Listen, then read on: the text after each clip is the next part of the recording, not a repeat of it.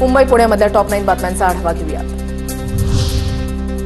मध्य रेल्वेवर 16 एप्रिलपासून एसी लोकलच्या 14 नवीन फेऱ्या सुरू होणार। एसी लोकलची संख्या 66 वरून 80 वर पोहोचणार।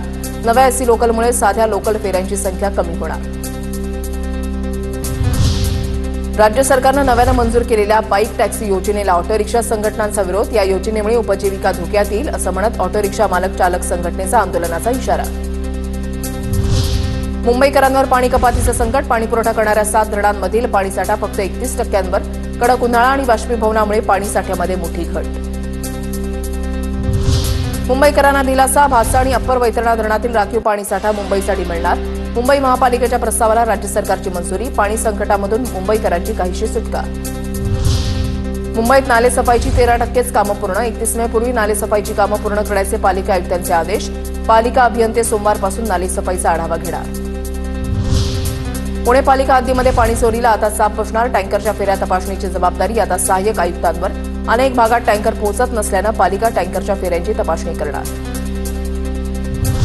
पुण्यामधल्या सय्यदनगर भागामध्ये दहशत माजवणाऱ्या गुंडांची पुणे पोलिसांकडून धिंड। या गुंडांच्या विरोधात आणि त्यांच्या साथीदारांच्या विरोधात नागरिकांना तक्रार देण्याचं आवाहन।